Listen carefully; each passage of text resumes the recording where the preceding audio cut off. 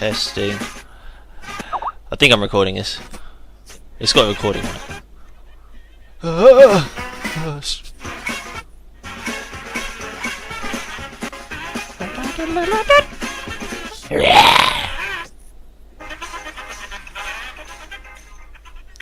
Welcome to the Maggot Show. This is the host, Maggot of the day, who's called Maggot. Yes, and Maggot is speaking now. So, Maggot says, he's going to start with the news, I suppose. Okay, just picked at random, based on the stuff I've got open in the Windows.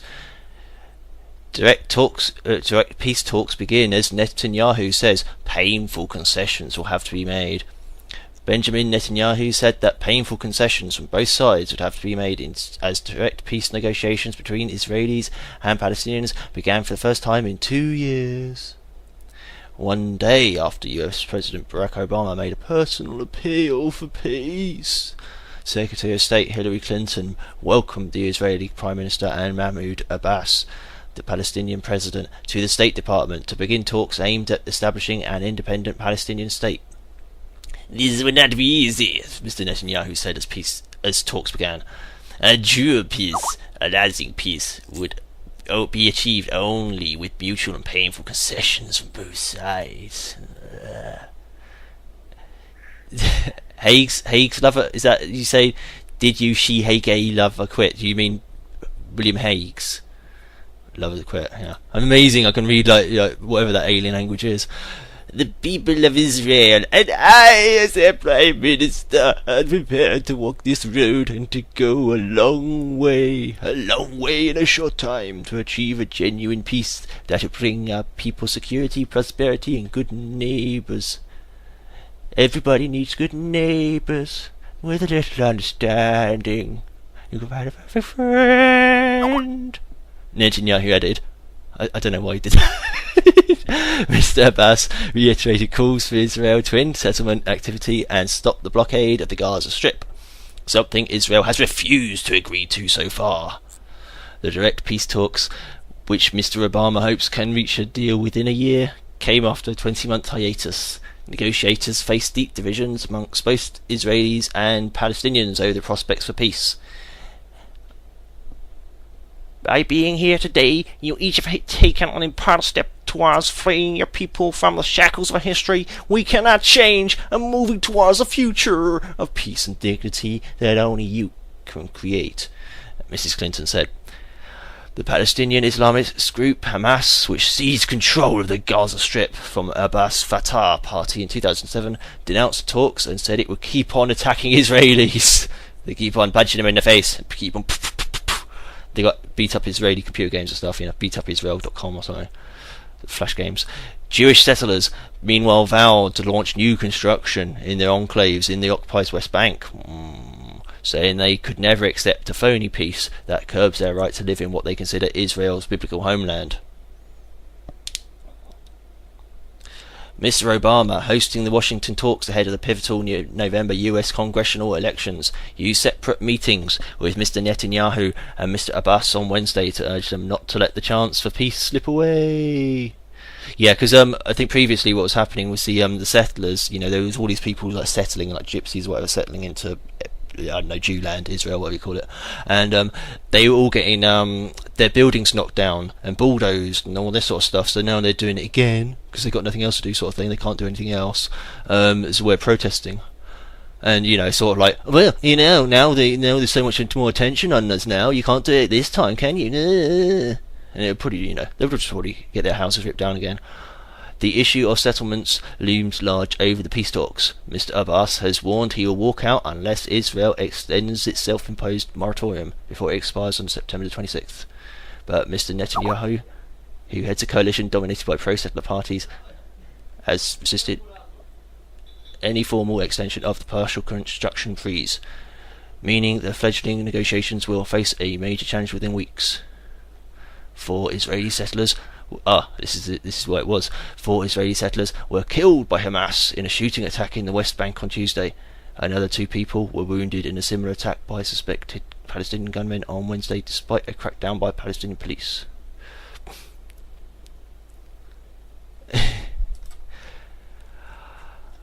So that was the relevance of the slaughter, the bloody slaughter. Smoking 2-year-old kicks habit. Great. There's somebody talking in the background outside. I think he's like on his mobile. We're ignoring him. Oil rig explodes in Gulf of Mexico. Okay.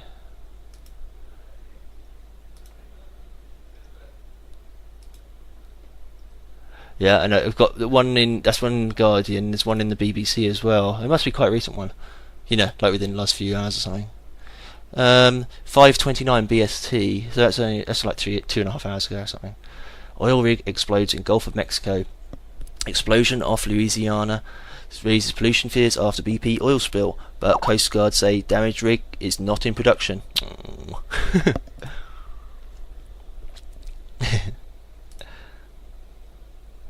Who's BK Door? BK Door. Not Burger King. You dare to build a house outside my door, says the Burger King. Another oil rig in the Gulf of Mexico suffered an explosion today, raising fears of more pollution just months after the BP oil spill hit the area. Oh, lucky number again. There were 13 crew on the rig, of whom one was known to be injured. Oh, my leg. Most of the crew took to the water when the explosion occurred. The United States Coast Guard said the rig was not in production, suggesting there would be no oil leak, but it could not be sure. The blast comes as states surrounding the Gulf are still cleaning up after the BP oil spill. The rig, about 80 miles south of Vermilion Bay, Louisiana, is owned by Marina Energy. It's interesting. Petty Officer Colclaw of the Coast Guard said the rig was still on fire. Didn't it say there wasn't any... Oh, it says it's not in production. Okay, but that does mean, yeah, I suppose you can pull out oil or something. Probably had oil in the pipes or something. There are reports that the rig was not producing product, he said, suggesting that the chances of an oil spill were small, but he said that this was still under investigation. Yeah, it depends how long to spin it, isn't it? How much... oh, no, actually it was in full production, yeah. We just forgot to mention it. We were just like taking it off on the side. Oh, Roma backlash continues. It's so nice, they're giving me all these running stories. They go on and on. Okay. Oh yeah, I didn't think the Roma thing would just like end all of a sudden. So this is telegraph.co.uk, 2nd of September. About 1 hour and 40 minutes ago.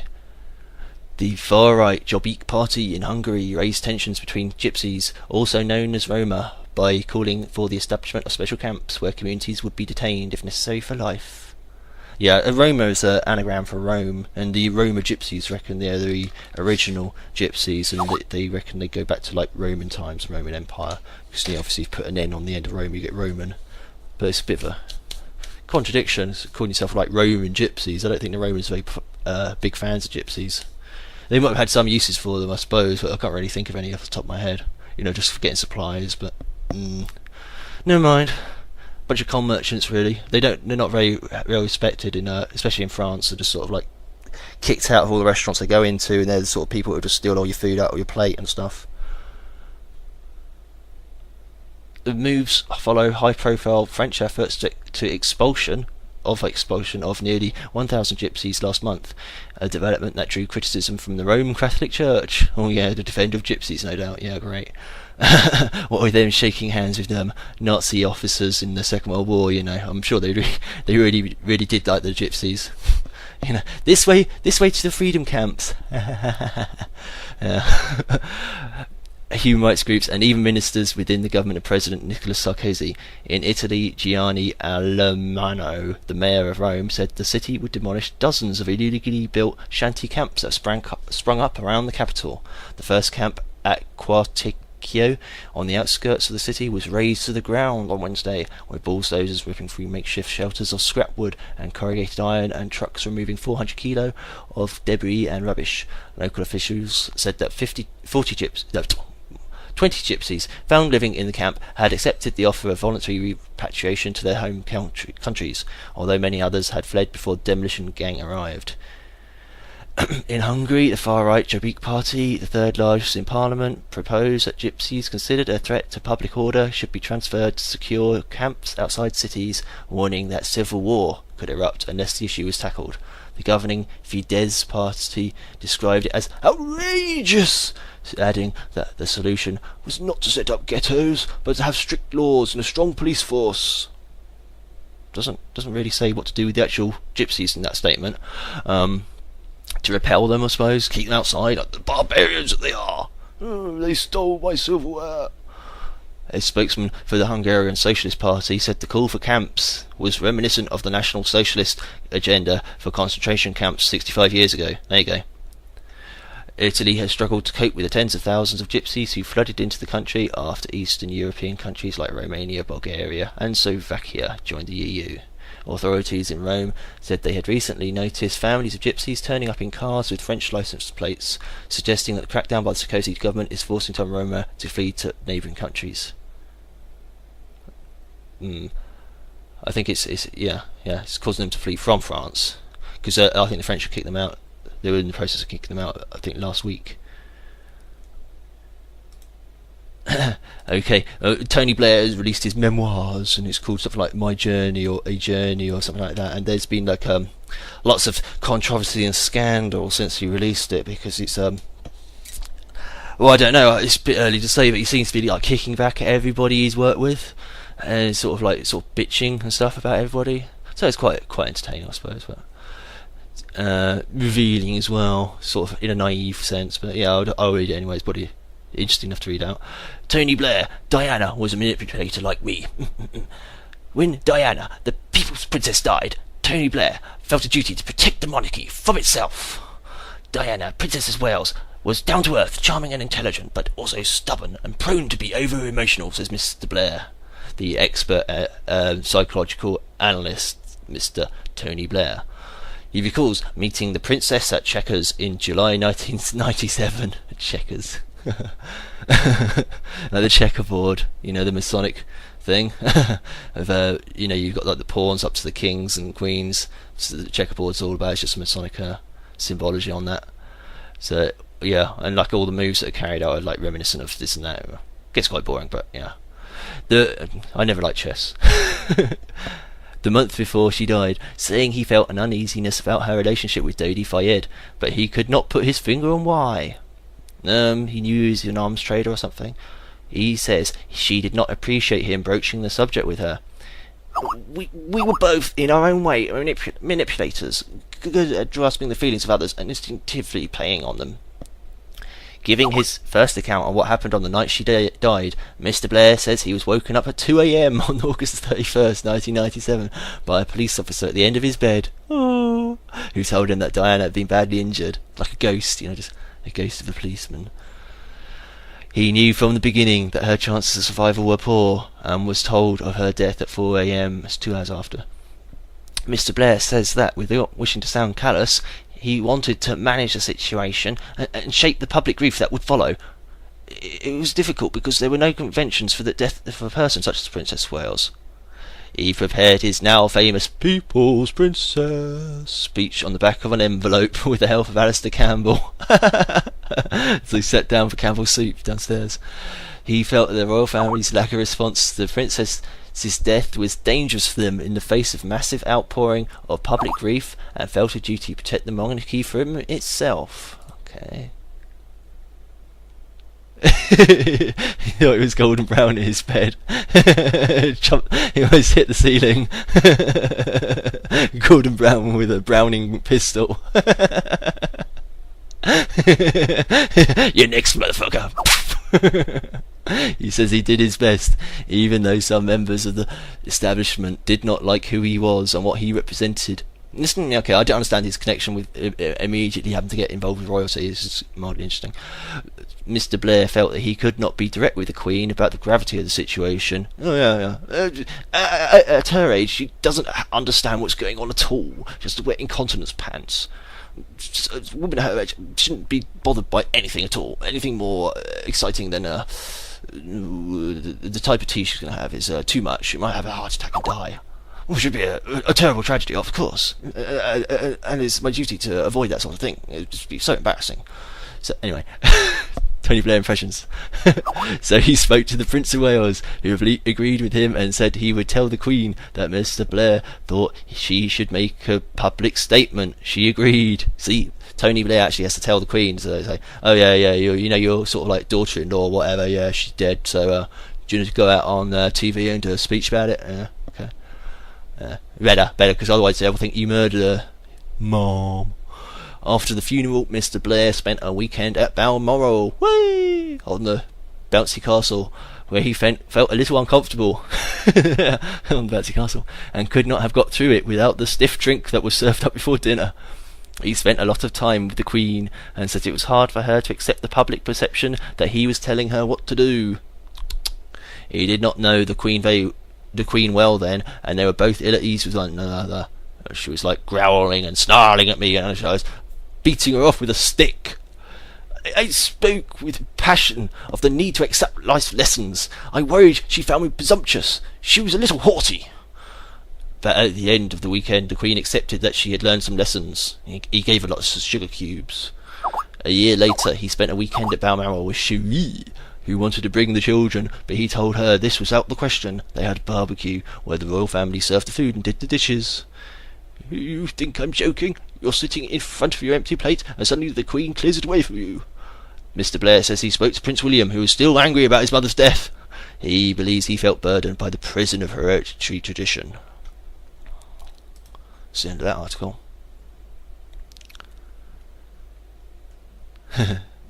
Another thing about Tony Blair's book, Tony Blair's memoir journey is packed with assessments of the characters he came across as Prime Minister. His Chancellor, Gordon Brown, gets the most attention. Mr. Blair says he recognises his rival's skills, but issues a withering critique of a man he describes as having zero emotional intelligence. So I think that just means he's too blunt. You know, he's not the sort of person who's good at standing, like he understands things like emotional things. He probably just sees them as problems, like somebody else's problem sort of thing. It's like there was so fusses about. Sent a link to that short article. It's quite funny because it looks like he's got a laser beam coming out of his nose and hitting Tony Blair in the shoulder.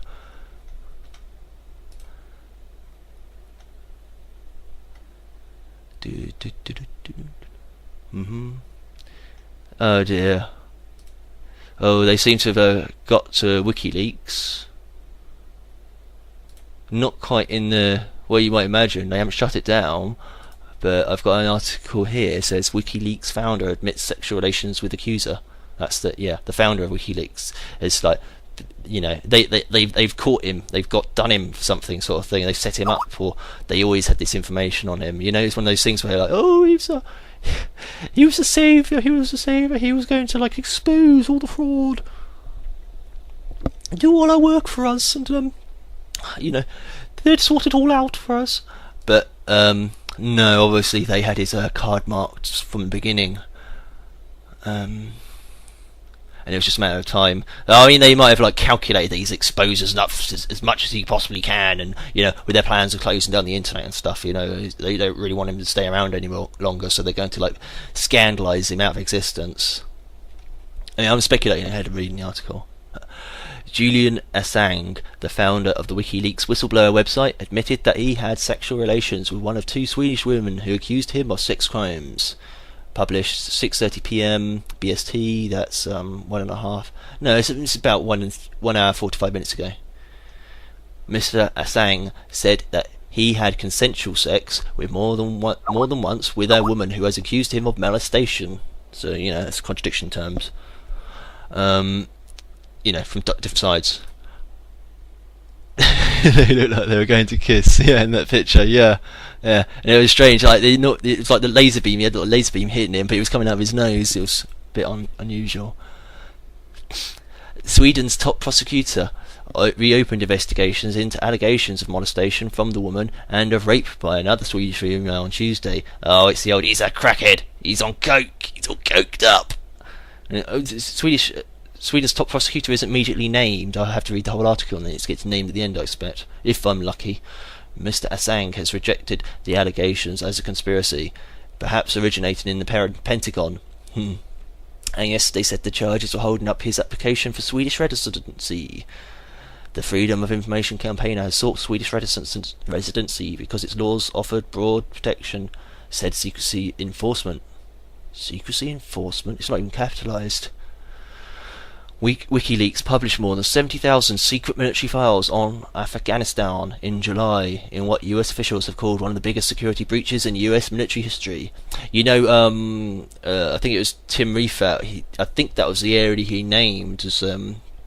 Recently there was a murder of some guy who worked at GCHQ, and he had a second job in MI6, and he was murdered a few days before his contract expired with MI6. It was a 1-year contract, and it's sort of, you know, convenient timing, and he might be murdered because he was going to reveal secrets that he found out at MI6.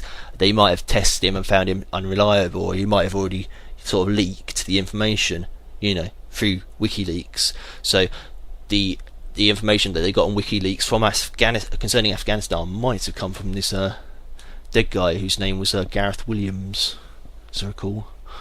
A lower official had withdrawn a rape probe. They've withdrawn a rape probe. Well, that's nice. It's a bit of science fiction. Enter the rape probe. Launch the rape probe. Probe launching. Against Mr. Assange 2 weeks ago, while allowing an investigation into less than molestation charges to continue.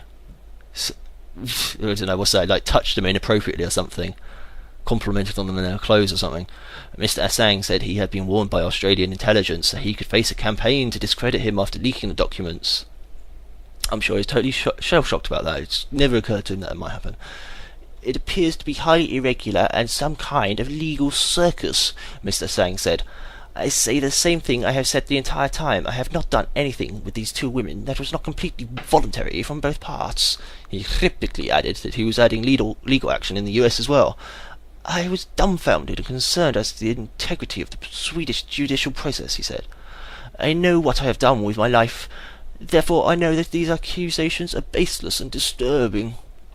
Mr. Assange said he was convinced that he was facing a smear campaign, but could not be sure who was behind it, or for what reason. Who was behind this? We do not know. I bet you do. Whether that turns out to be a smear campaign done by a couple of people for personal motives or ideological motives, or whether that is larger and involves geopolitical concerns, or whether it is a mixture of all those, we do not know, he said. He's not revealing what he knows, really. He must suspect. You were telling me in the interview. The women involved, who have the same lawyer, is he also their pimp, have rejected the suggestion that they are acting at the behest of a hidden conspirator. Events for the last 2 weeks have caused Mr. Assange to question the impartiality of Swedish prosecutors. He said, I am losing confidence in the Swedish justice system. See the end of that one.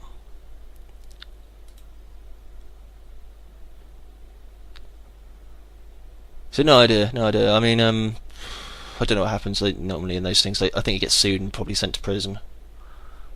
Usually, unless he can wiggle his way out of it.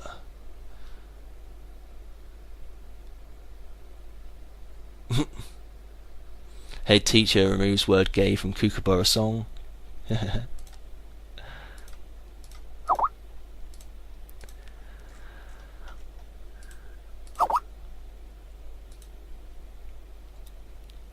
Let's see what we've got in chat room. Free whale meat flying around Australia.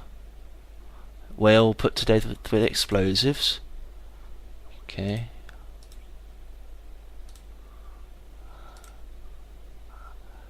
Australian officials used explosives to blow up a terminally ill humpback whale that became stranded on a beach near Perth 2 weeks ago.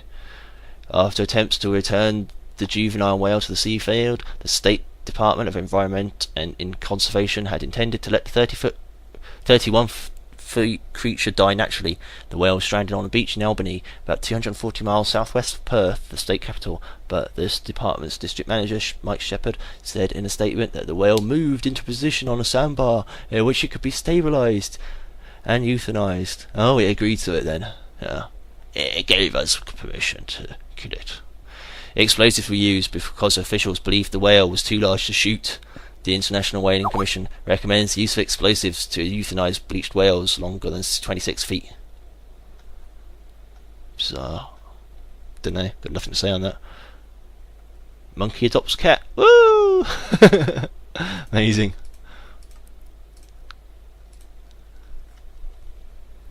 I mean, as long as it's quick and as painless as it can be, but I don't like it anyway. It's just like, can't they somehow like roll it into the ocean or something? I'm sure they tried it, but it's still not nice. Oh, Tony Blair's A Journey breaks sales records. Everybody wants to read it. Oh, so exciting!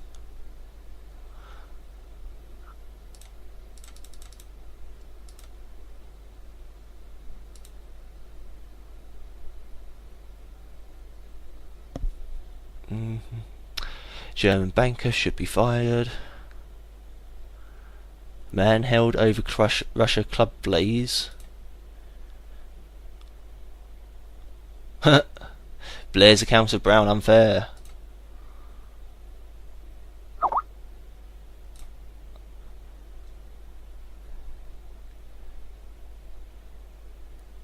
What was Rupert Louis video about? Is that like Rupert the bear? Rupert.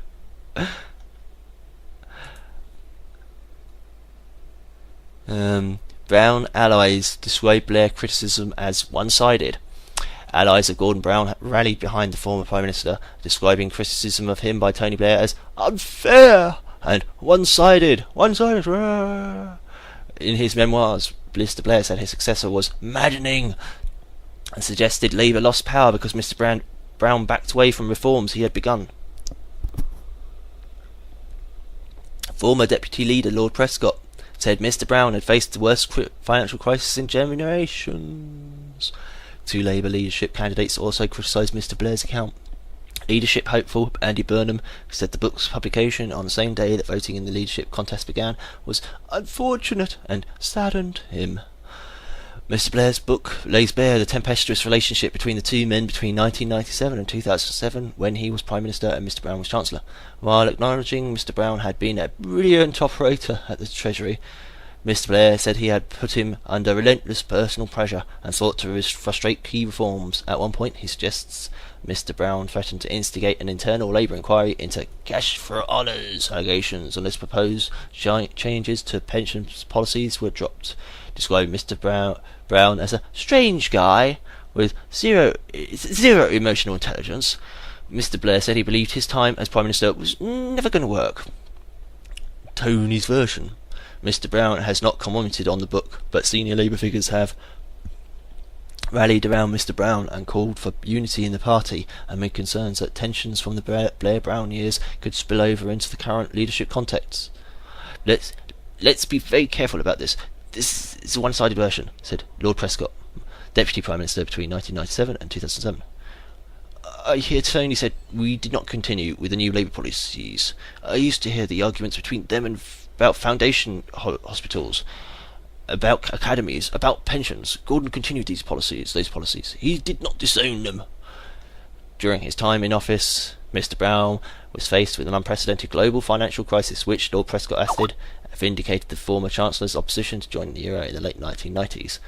What we found in the 2 years he had, and it was a limited time, we had the worst economic crisis. The first worst. He said, that was a disaster at this time. Somebody had to get the world bankers and countries together to defeat that crisis. Gordon did that. It wasn't New Labour or Old Labour. It was his intellectual ability.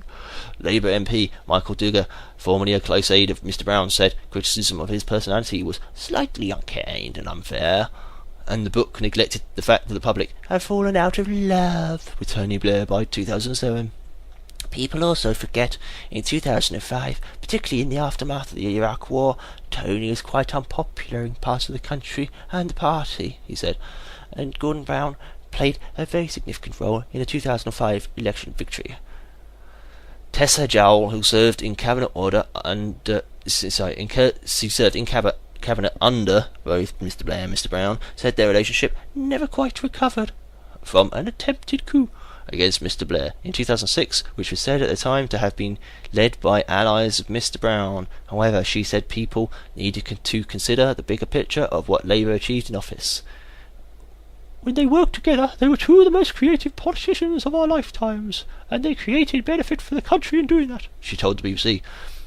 The relationship had its highs and very many lows, but I think history will judge this period of one where the country did get better. She flew off. Former Home Secretary David Blunkett said it was a great sadness that the once close relationship between the two men had disintegrated into acrimony and recrimination. The two of them, working together at their best, were a phenomenal force for good, he told Sky News. Yeah, like Batman and Robin or something, or Tweedledee and Tweedledum. Fast Battles, the book, which booksellers Waterstone said was the fastest selling political autobiography in publishing history. Yeah. No, they do sell quite a bit, actually, those things. It's easy, it'd be easy to say, oh, it wouldn't take much. They do sell quite a bit, usually, I think. Publicised a lot, anyway. Was published on the same day that Labour Party members and trade union activists received ballot papers to elect a new leader. The outcome of the contest will be announced on 25th of September. While not publicly endorsing candidate, Mr. Blair is believed to favour front-runner David Miliband, and said Labour would only regain power by returning to the new Labour policies which characterised his time in office. Okay. Former Health Secretary Andy Burnham said Mr. Brown had been badly treated by the media, and many within Labour had said under Mr. Blair, New Labour had become hollow and disconnected with the public. It really saddens me that battles of the past are being brought to bear on this leadership election, he told the BBC News channel. Another leadership hopeful, Diane Abbott, accused Mr. Blair of putting the knife into his successor and said the intervention was not helpful to the party at this point. Yeah, he's been interviewed by various people, as you'd expect. So I'm trying to look on world news, and he keeps on giving me like English politics.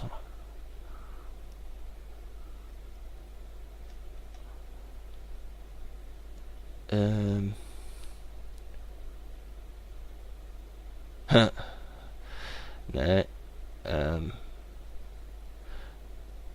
Oh, okay. It was sent sold then.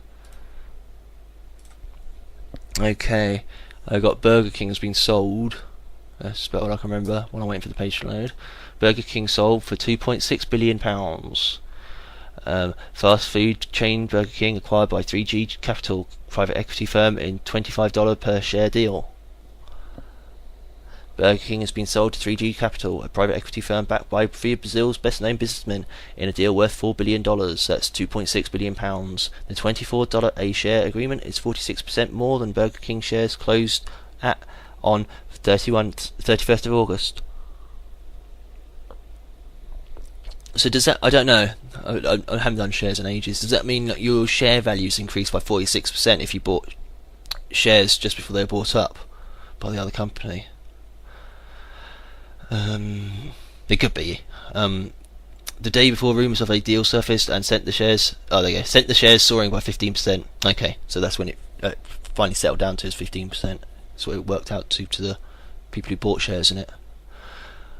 In a letter to franchisees who run 90% of the company's restaurants, 3G's managing director Alex Baring said, "We share a common goal to improve the Burger King brand experience for guests at both company-owned and franchisee restaurants while running a sustainable business on an ongoing basis." Ooh, exciting. 3G declined to say if any job losses are planned, either in the UK, where the company has 500 restaurants, or across the group as a whole. So, I mean, you have Burger King in America as well. I've heard of it. However, market watchers said that the new owners would be likely to focus on increasing the proportion of franchise restaurants by refranchising company-owned outlets and expanding in areas such as Asia and Latin America, where the new owners have especially strong links. David Palmer, an analyst at investment bank UBS, said, "We do not believe a private equity buyout would necessarily foreshadow a significant change in strategy for BK. The company's recently announced refranchising initiative is one we believe a private equity sponsor would support. In our view, improved restaurant assets will be a key to stabilizing sales, and this is something that could take several years and requires significant reinvestment in assets. It goes on for a bit, I don't think it's that exciting. But yeah, they'd be bought up.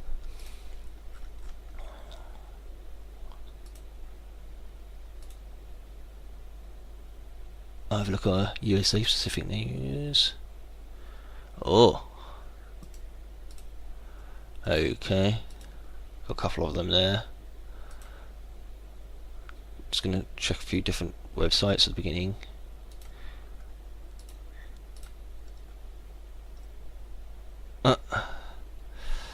No.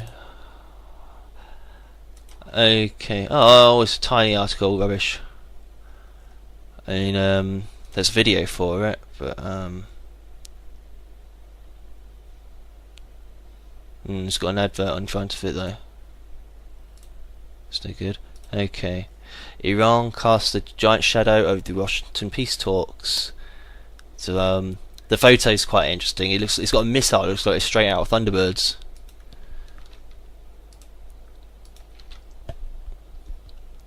Mideast.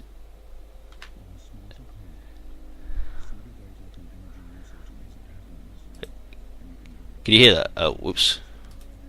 Wait a minute. Had a bloody advert playing in the background. What the hell? Okay. Iran casts a giant shadow over the Washington peace talks. Israel will keep the chances of a deal alive while the US tackles nuclear threat, says Stephen Pollard. It's a wacky looking missile thing in the background of that picture. It's a long range drone in Tehran. Oh yeah, it's got Arabic writing down the sides of it, and it looks like it's got flowers on the wings. Ah. There are any number of myths surrounding the Middle East talks currently taking place in Washington, but the issue overshadowing the entire process seems to be missed by most observers: Iran. The fact that proper talks have now begun is not a triumph of hope over experience. It is far more prosaic than that. It is the result of bargaining between the US, the Israelis, and the Palestinian Authority. There has been an implicit deal. America will take care of the Iranian nuclear threat. Yeah, I suppose they have got their nuclear reactor, but I mean, just because they got nuclear power now, they're a nuclear threat automatically. Jump to conclusions, but yeah, you can't trust those Iranians, either through its own actions or by allowing Israel to act. Oh. And in return, the Israelis will do whatever they can to keep the peace process on the road. Okay. Force everybody to toe the line, so to speak, I expect. 10 months ago, for instance, Benjamin Netanyahu, the Israeli Prime Minister, agreed to construction freeze on the West Bank as a show of good faith, even though the status of the settlements should be the subject of negotiations, not a prerequisite to their happening. All Israeli leaders would welcome the genuine prospect of a peace deal. Indeed, all Mr. Netanyahu's immediate predecessors have confounded the caricature of Israeli leaders' obduracy with their willingness. I'm not sure what that means. With their willingness to gamble for peace, from Ehud Olmert's far-reaching recent plan to Ariel Sharon's disengagement from Gaza and Ehud Barak's Camp David attempt to see if Yasser Arafat's desire for a deal was genuine. Is he for real, or is he just teasing me? I mean, Yasser Arafat is like the one, like a really girly scarf he always sits wearing on his head. Originally, though, Mr. Netanyahu was not convinced there was any chance of a deal happening within the foreseeable future, and the open contempt with which he was initially treated by President Obama, snubbed at the White House, and left without even a basic photo call after their meetings, only made things worse. To Israeli eyes, Obama seemed to have an entirely skewed reading of the situation, regarding them as the sole obstacle to peace, refusing to visit, but keen to cozy up to as many Palestinian, Muslim and Arab leaders as possible. Deaf to any arguments from Israeli diplomats and politicians about the difficulties of negotiations with the Palestinians, Obama thought he could bully Prime Minister Netanyahu into action. Under Presidents Clinton and Bush, he thought the US had been too party-prix on the Israeli side. The time to redress the balance to convince the Palestinians that they could trust their future to him. All he achieved there was to convince many Israelis that now even America was against them. The prospect of worthwhile negotiations looked ever more remote, with the Israelis cool and the Palestinians reluctant. But over the intervening months, wiser heads within the administration, such as Hillary Clinton, have begun to hold sway, and there has been a twin-pronged strategy, a noticeably warmer stance towards the Israelis, and a real politic discussion about objectives such as Iran. The myths, however, remain. The biggest is that America cannot be an honest broker, given how it stuffs Israeli mouths with dollars and treats the rest of the Middle East with disdain. The facts are rather different. US aid to Israel in 2010 is $2.7 billion, which is indeed the biggest sum given to any country.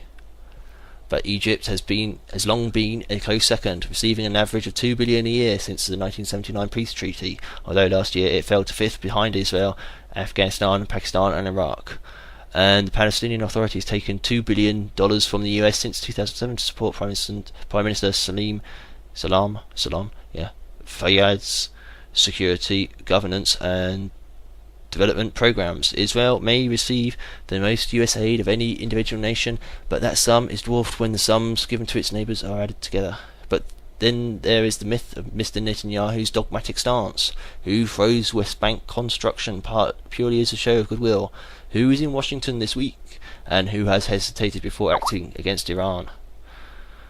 Mr. Netanyahu does not want his second term as Prime Minister to match his first's failure. He has always been more pragmatic than his critics allow, but is now conscious that this is his last shot as a legacy.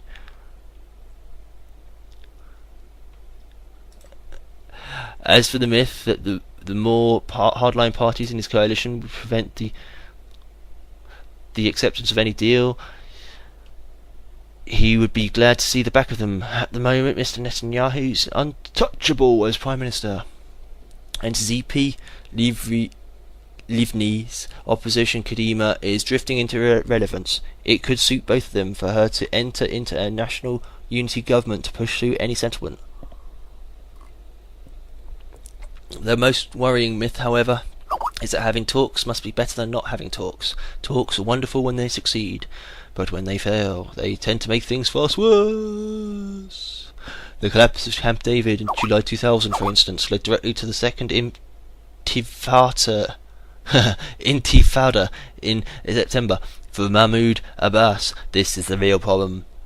Hamas's murder of 4 Israelis on Tuesday was aimed more at the PA than the Israelis, to show that Hamas's reach extends beyond Gaza. If this round of talks collapses, then Abbas will be even stronger. The slow, steady progress brought to the West Bank by Mr. Abbas and Mr. Fayyad will be seen as ineffectual, and the lure of war will be, for many Palestinians, irresistibly superior to jaw. I read that bit wrong deliberately. Jaw. So yeah, it's more fun to fight than talk. So I think that's the moral of the story. Okay, and got one about everybody's favourite superhero that's missing in action and dearly missed, and all this sort of stuff. Last seen on a defibrillator machine or something. Osama bin Laden's family stranded in Iran, Sun says. And did you really care for that? You know? Oh no! Osama bin Laden's son has called on Tehran to release his family members who have been stranded in Iran under house arrest since 2001. Why? What's the significance of that? Omar bin Laden said Tehran has refused to discuss their fate with Saudi Arabia. I think the time has come for my family members to leave Iran, but their lack of identification papers and passports made us in need of another third-party country willing to receive them after Iran refused to hand them over to Saudi Arabia, said Mr. bin Laden, the fourth son of the Saudi-born head of the Al-Qaeda global terror network. He said he hoped Qatar would intervene on behalf of his siblings, who had fled to Iran during the 2001 US bombing of Afghanistan and have since lived there under house arrest. We have been dealing with the Qatari government. They have been very helpful and working very much on it. They have given a lot of help to other countries in the world, and we hope they can help us, he said. Several of Osama bin Laden's children, with his first wife Najwa, fled to Iran in 2001, including Othman, aged about 27, Fatima, about 22, and Fatima about 22, I think. Means Bin Laden's third wife, Khairiyah, I think, almost like Kyria, and their son Hamza are also believed to be in Iran.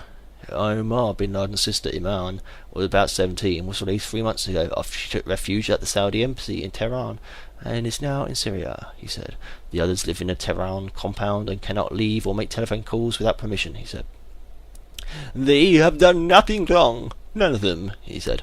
Mr. bin Laden, currently living in Qatar, said he believed his family had a better chance of being released if they planned to go to a country other than Saudi Arabia.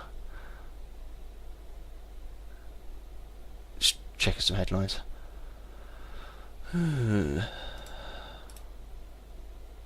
Okay. Iran has a problem with Saudi Arabia. They don't want the family to go back home. That's why I am asking for Qatar's help, for Syria's help, he said. That's Mr. bin Laden, the son or whatever. They want to come here, or to Syria, or to any country in the world that would accept them. Relations between Sunni Muslim Saudi Arabia and non-Arab Shia Iran have been marked by regional rivalry and mutual mistrust due to sectarian tensions between Sunnis and Shia and Tehran's nuclear plans. Ooh, our nuclear plans. So important and so exciting. Secret.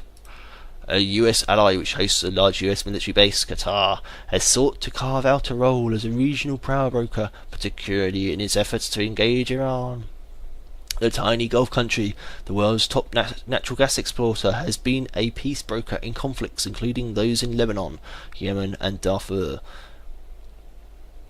Qatar has drawn close to Iran since Shias came to power in Iraq after the 2003 US-led invasion, and Iran's influence grew in Syria, Lebanon and among Palestinians. Doha hosted Iran's President Mahmoud Ahmadinejad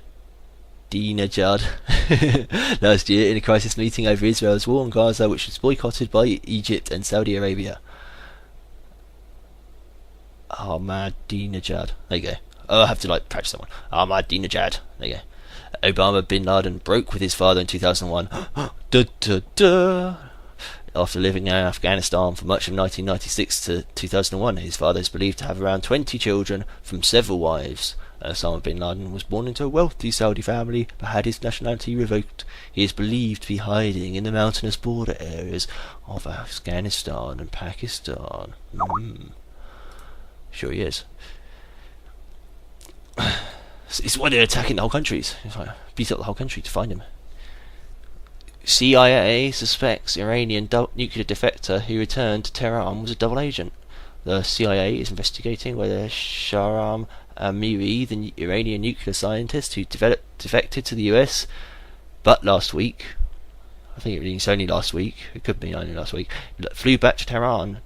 Oh, but last week flew back to Tehran, okay, yeah. He went to the US and then went back to Tehran even though he's defected. Was a double agent. Oh, really? I have to read that one again. The CIA is investigating whether Shahram Amiri, the Iranian nuclear scientist who defected to the US but last week flew back to Tehran, was a double agent. So yeah, he squealed to the US and then went back home, sort of thing.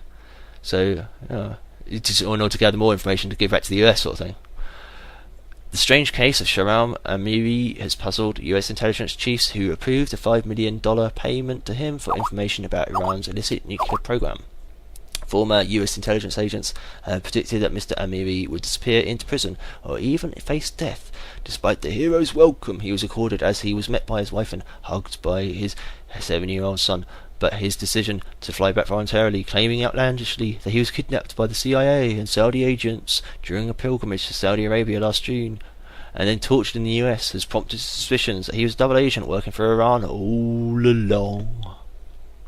The Sunday Telegraph has learned there are also questions about why the Iranian authorities allowed him to travel alone to Saudi Arabia, despite his sensitive work, and why he left his family behind if he was intending to leave Iran permanently, and his role as one of the sources for the now heavily disputed 2007 national intelligence estimate that downplayed Iran's suspected nuclear weapons operations has raised further doubts. The US intelligence community has been working on a new NIE that will give a much more alarming assessment of the Islamic Republican atomic bomb ambitions. Yeah, it is that. Islamic republications of atomic bombs ambitions.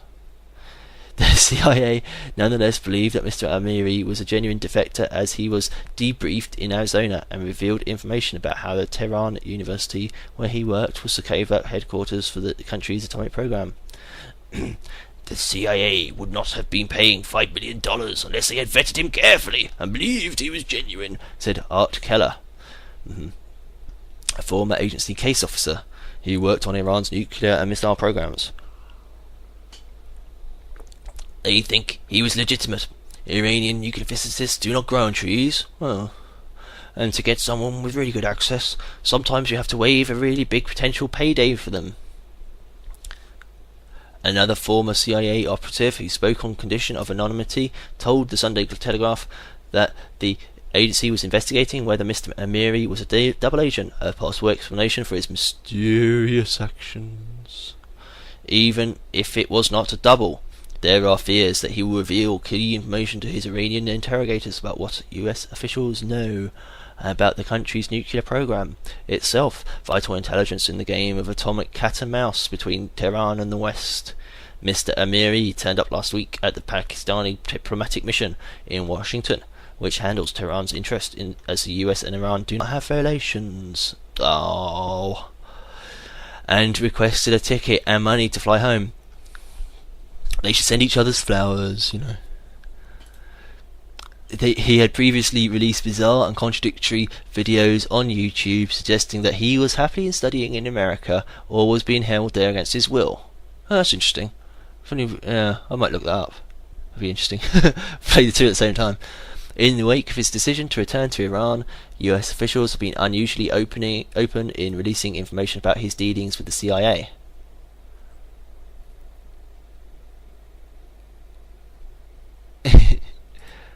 They disclosed details of the $5 million payment, funds which are now beyond his reach as financial sanctions mean he cannot access the money in the US, and they also said that he had been an informant inside Iran for several years before he disappeared on a pilgrimage to Saudi Arabia last June. Standing alone, the revelations would appear to endanger Mr. Amiri's well-being, especially as President Mahmoud Ahmadinejad has handed control of the country's nuclear program to hardliners from the Revolutionary Guards, the Praetorian Corps, charged with defending the 1979 Islamic Revolution. But Scott Stewart, Vice President of Tactical Intelligence for Stratfor, a private intelligence company, said Amiri was already in real trouble if he was a real defector, missing out words in his sentence.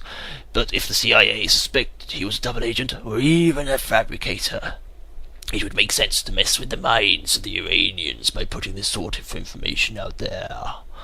And a CIA analyst with direct knowledge of the case said that the returned scientist had become the centre of a propaganda war, and that the agency was disinclined to remain silent while Tehran scored points against Washington.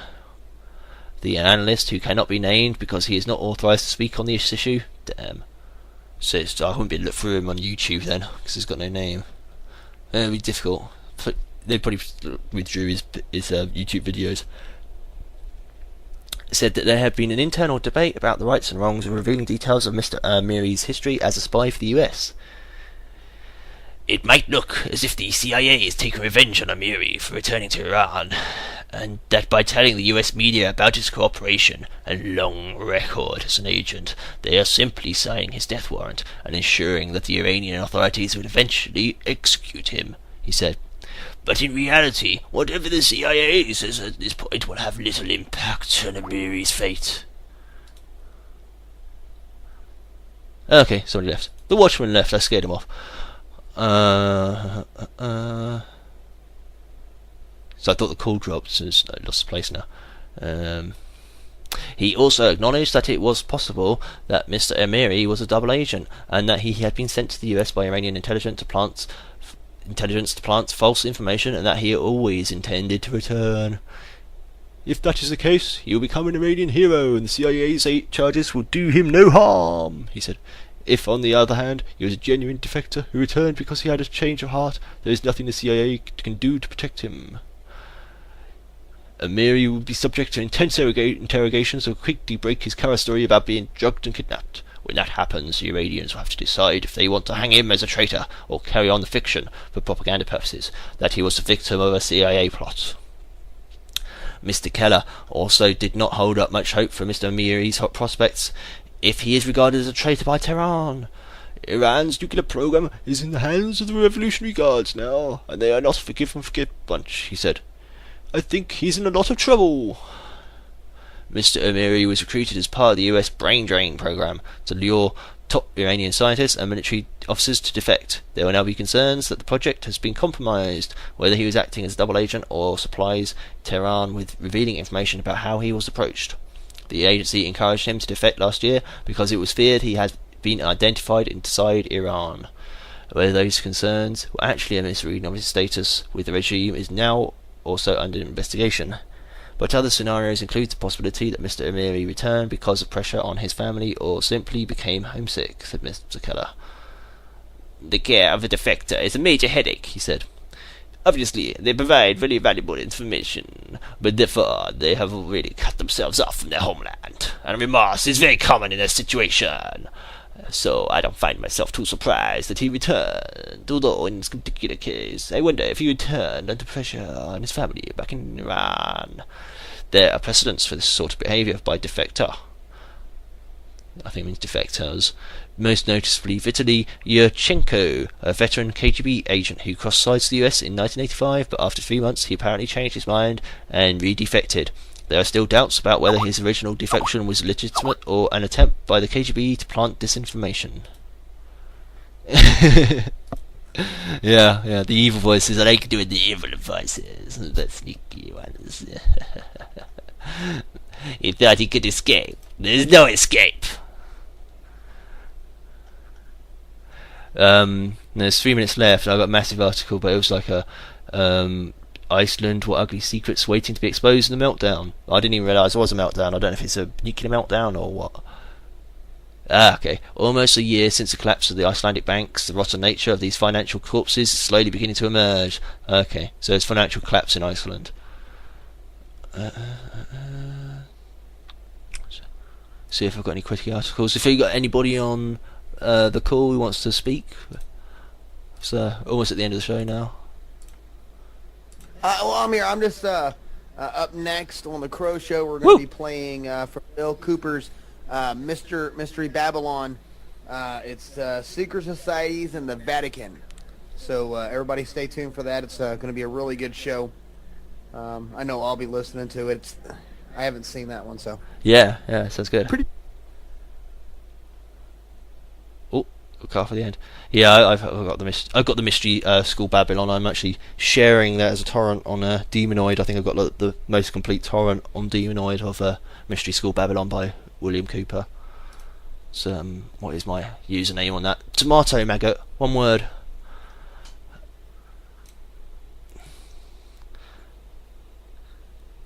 It was funny. I got some guy bitched at me on that. About that torrent, but I got really nerdy on him, and I said I was the only person with the completed archives, including missing episode 28. There was another episode that wasn't actually part of the series, but I think I had that as well, or whatever. I mean, he applied his own title to it, and it wasn't right.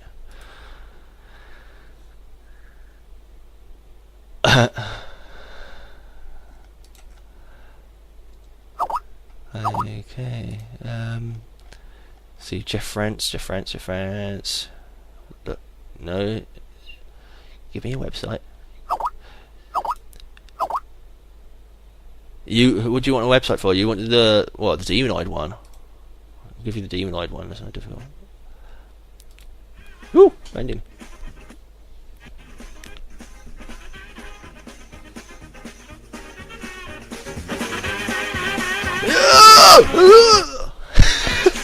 I cut out the volume.